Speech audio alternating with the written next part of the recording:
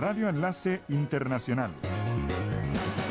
El programa de Radio Nederland sobre radio, televisión, satélites y medios de comunicación, con Alfonso Montealegre y Jaime Wagner.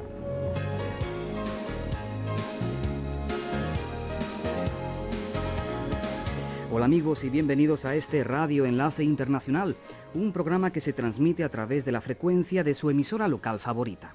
Comenzamos con el nacimiento de Al Jazeera, en medio del fragor de un conflicto bélico muy moderno y teledirigido. La última guerra de este año ha sido muy sui generis, es decir, que apenas sí ha respondido a las premisas de una guerra.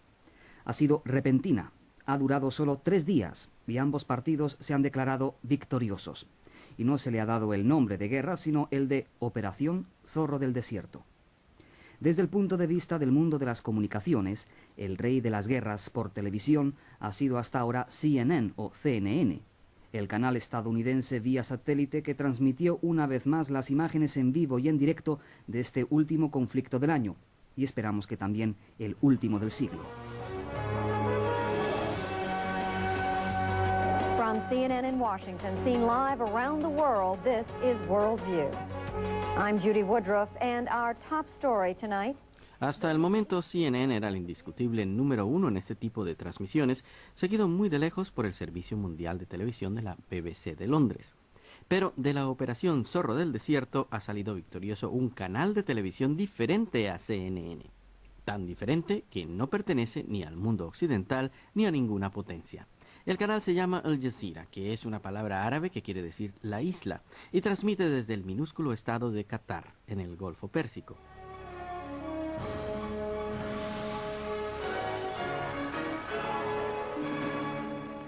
توقا إلى منبر إعلامي لكل أبناء الوطن لتبادل الآراء بلا رقيب أو حسيب. ولدت قناة الجزيرة. Al igual que la Guerra del Golfo confirmó hace 8 años la reputación de CNN como canal mundial de noticias, el miércoles 16 de diciembre se convirtió en la fecha que confirma la derrota de la hegemonía de CNN frente a un canal de televisión que transmite en árabe, vía satélite. Sí, así como lo oyen. Últimamente, el mundo de las transmisiones vía satélite ha podido constatar el explosivo crecimiento de canales especiales en árabe con videoclips, películas occidentales sin censura y películas y programas de entretenimiento en lengua árabe.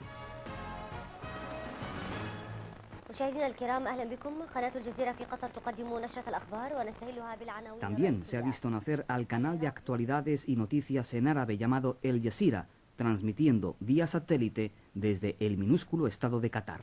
El 16 de diciembre, cuando Estados Unidos y Gran Bretaña iniciaron su mortífero ataque contra Irak, CNN comenzó a transmitir sus imágenes desde el mismo momento en que cayó la primera bomba sobre Bagdad.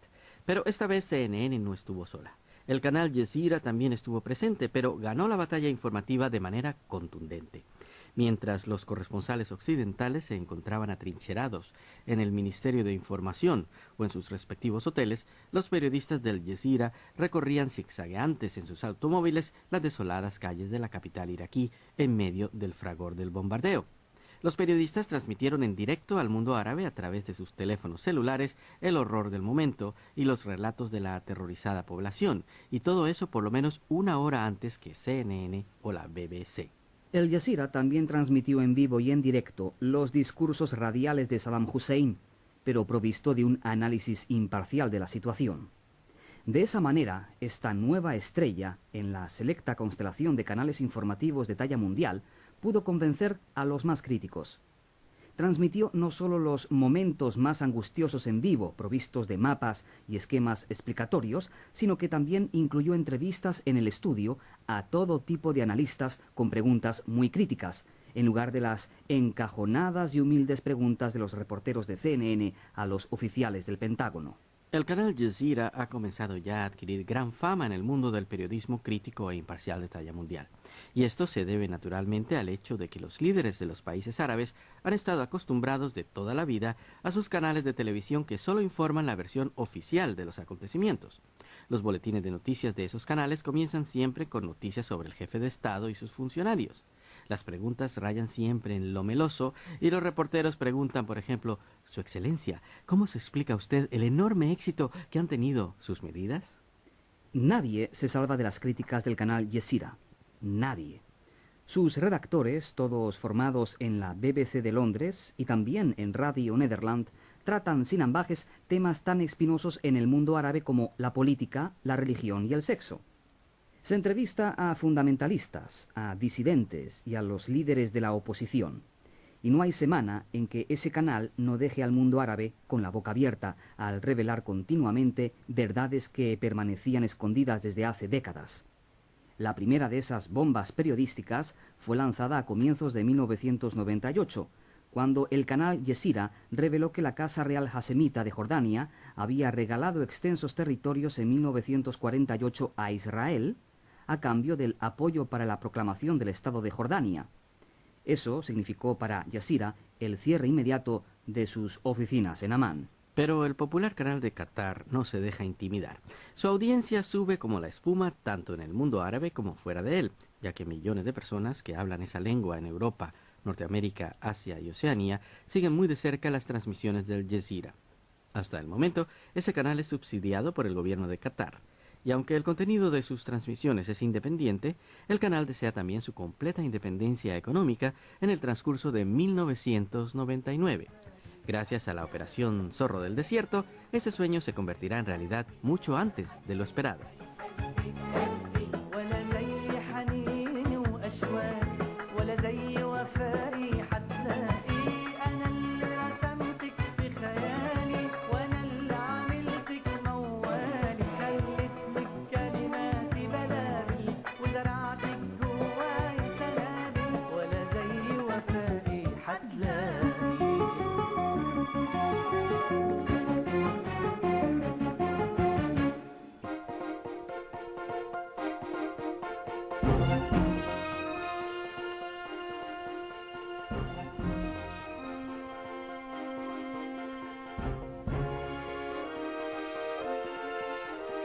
Bien, la red de emisoras latinoamericanas que retransmiten los programas de Radio Nederland es enorme. Hoy vamos a dedicar atención a ERPE, la cadena de escuelas radiofónicas populares del Ecuador. Esa emisora, fundada por el famoso Monseñor Proaño, con el ánimo de ayudar a educar a la población indígena por medio de la radio, resultó ser todo un éxito. Pero los tiempos cambian. En la actual era de la globalización, muchas emisoras de ese tipo se ven cada vez más en aprietos para subsistir. Pero ese es uno de los enormes problemas y obstáculos a los que se ha visto enfrentada en los últimos años ERPE. Sobre eso y otros asuntos, por ejemplo, sobre cómo se utiliza el teléfono y la radio para enlazar a los indígenas ecuatorianos emigrados a Colombia y Venezuela con sus familiares en el Ecuador, conversó Alfonso Montealegre en Riobamba con el director de ERPE. Soy Miguel Yepes, director ejecutivo de Escuelas Radiofónicas Populares del Ecuador. Aquí como director ejecutivo pues coordinamos o tratamos de coordinar las diferentes actividades que nuestra institución ERPE tiene al servicio de la clase marginada y excluida del país. Escuelas Radiofónicas Populares, ERPE. Escuelas Radiofónicas obedece a que desde el inicio de 1962, cuando esta institución es creada por Monseñor Leonidas Eduardo Proaño, obispo de los pobres, obispo de los indios, se creó con un afán exclusivo y determinante, cuál era alfabetizar a la gente, especialmente del campo, que en ese entonces en nuestro país había un índice muy alto, altísimo, si se quiere, de analfabetismo. Luego la institución, una vez que el gobierno se preocupa de alfabetizar a la gente a través de del ministerio respectivo, pues entonces Escuelas Radiofónicas, ERPE, toma otro giro, en el sentido de transformarse en un canal de comunicación que estaba orientado a ayudar al funcionamiento de algunos centros, ya no de alfabetización, sino más bien centros ocupacionales, como decir, enseñar a través de la radio la costura, el bordado, algunas técnicas para auxiliares de enfermería y otros campos. Y últimamente, digamos, una tercera etapa que tiene Escuelas Radiofónicas Populares del Ecuador es cuando nos hemos transformado ya en estos años, en estos últimos 8 años, en un canal, pretendemos ser un canal para democratizar la palabra. Es decir, que nosotros estamos abiertos, estamos junto al pueblo, estamos con la clase excluida, la clase marginal, con la finalidad de que estas clases, estos segmentos, no segmentos, sino esta gran mayoría de la población ecuatoriana más bien, tengan en escuelas radiofónicas populares el canal de difusión de sus necesidades, de sus conquistas, de su organización, de las dificultades que atraviesan a través de su vida. Pretendemos nosotros que las organizaciones campesinas, indígenas, poblacionales, pobres de la ciudad y del campo, pues sean quienes ellos mismos, a través, reiteramos, de la organización, puedan llevar adelante actividades que estén lindadas, o tengan como objetivo su desarrollo, su presencia en el campo de nuestra sociedad ecuatoriana. Han habido muchas cosas muy buenas y asimismo dificultades, especialmente por el aspecto económico, cuando escuelas radiofónicas populares no puede transformarse o llegar a ese objetivo. Sin embargo, nosotros creemos que esas mismas organizaciones han llegado a tener una gran confianza en nuestra institución, hemos alcanzado buena credibilidad y nos sentimos, sin echarnos flores, pero nos sentimos muy amigos de este tipo de gente, de estas clases a quienes pretendemos servir. ¿Qué organizaciones o instituciones internacionales contribuyen a ERPE? Bueno, algunas organizaciones, especialmente europeas, ¿no? Podemos hablar de Bilance, por ejemplo, hablamos también de Intermón de España, hablamos de DED, GTZ, últimamente el Fondo Ecuatoriano Canadiense, quienes están de alguna manera colaborando con nosotros. Lamentablemente esos recursos cada vez se hacen más pequeños, cada vez se hacen las exigencias más grandes de parte de estas financieras internacionales, y nosotros estudiamos que algún momento estas financieras dejarán de aportar con nosotros. Eso nos exige que desde ya vayamos dando pasos con la finalidad de autofinanciar nuestra gestión. Bueno, esa parece ser una moda en todo el aspecto de la ayuda al desarrollo, tanto en radio como en todas las instituciones que conceden fondos al exterior. Pero el camino de la radio es muy difícil, pero siempre llega a su feliz término, creo yo. ¿Cuál es la participación de Radio Nederland dentro de la programación de ustedes? Bueno, en ese aspecto nosotros queremos dejar sentado nuestro agradecimiento para Radio Nederland, pues hace algunos años Radio Nederland envió a técnicos aquí con la finalidad de montar algunos equipos que se hicieron posible gracias a Radio Nederland también, y con ellos estamos hasta ahora trabajando, ya son casi más de 20 años cuando Radio Nederland tuvo esta feliz idea y nos apoyó. Hoy continúa Radio Nederland colaborando con nosotros en los noticieros, en los programas educativos musicales. Todos los días nosotros tenemos un intercambio, no intercambio, sino receptamos más bien a través de la antena de satélite, que también fue gentileza de Radio Nederland dotarnos de la antena para captar la señal de satélite. Entonces todos los días tenemos en horas de la mañana, horas de la tarde, la señal noticiosa y periódicamente la situación musical educativa. El parade europeo, pues nosotros divulgamos a través, gracias, reitero, a través de la gentileza y colaboración de Radio Nederland, estamos difundiendo la música que nos llega desde allá periódicamente, si se quiere, unas 2 o 3 veces a la semana. ¿Qué centros de producción y distribución de señal tiene ERPE en el Ecuador?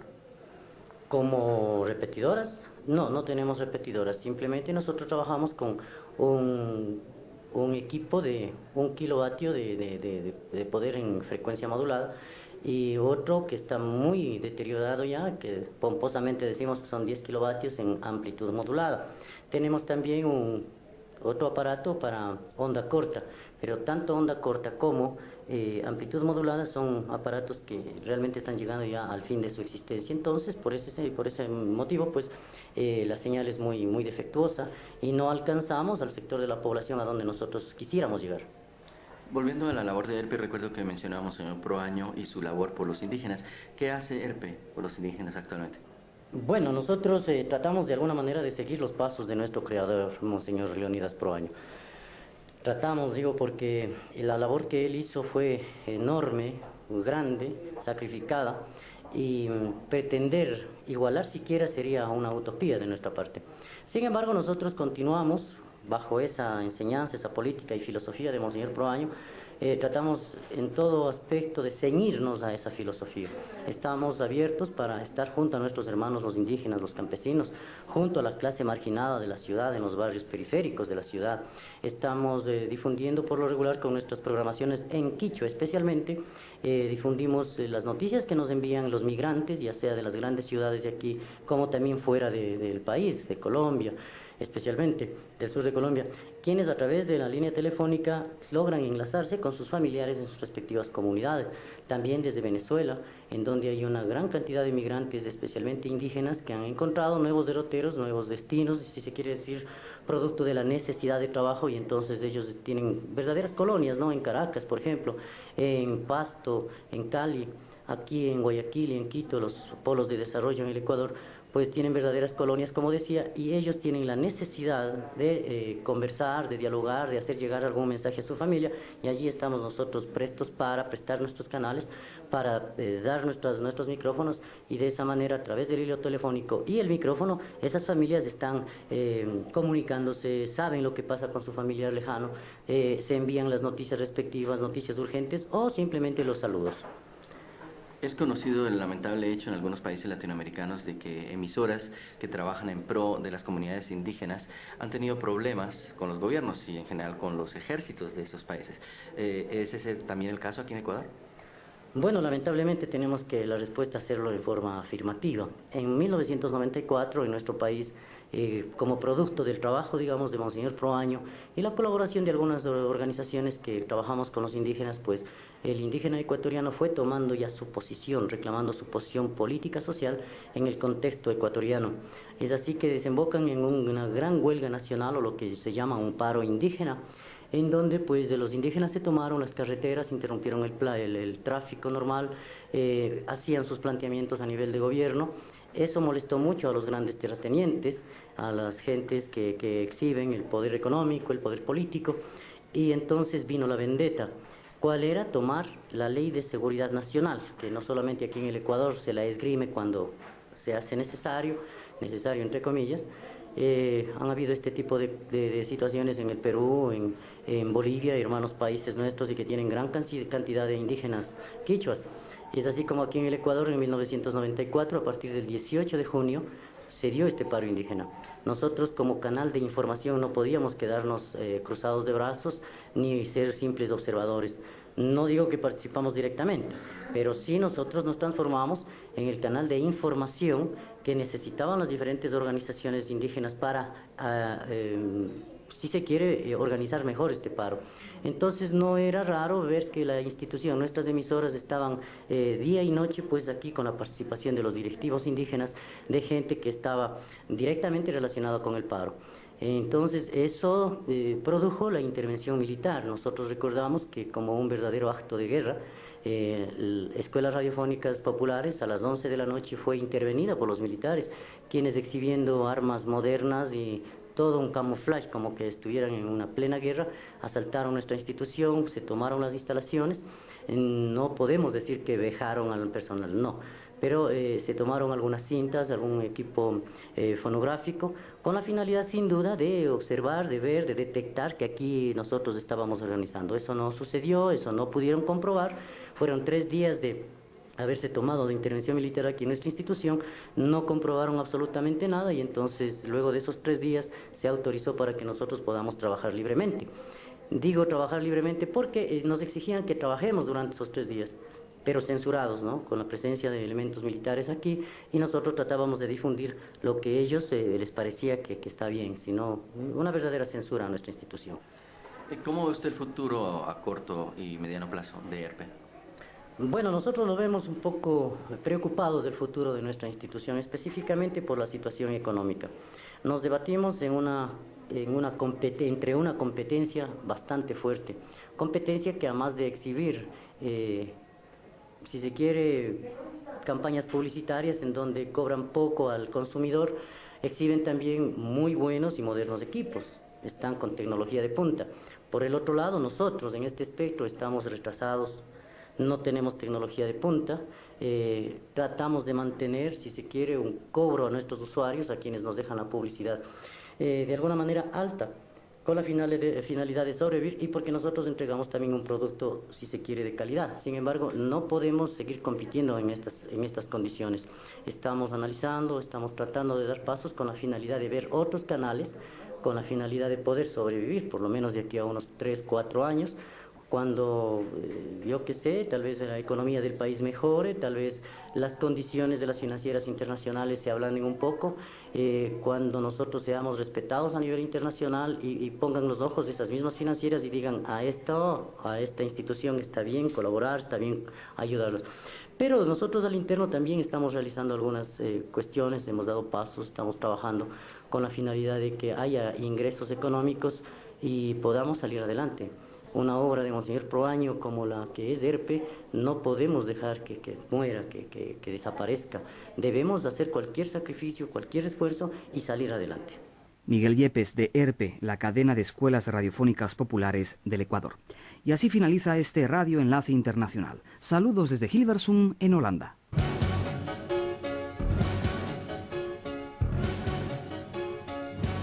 Radio Enlace Internacional es una producción de Alfonso Montealegre y Jaime Báguena para Radio Nederland. Todos los derechos reservados.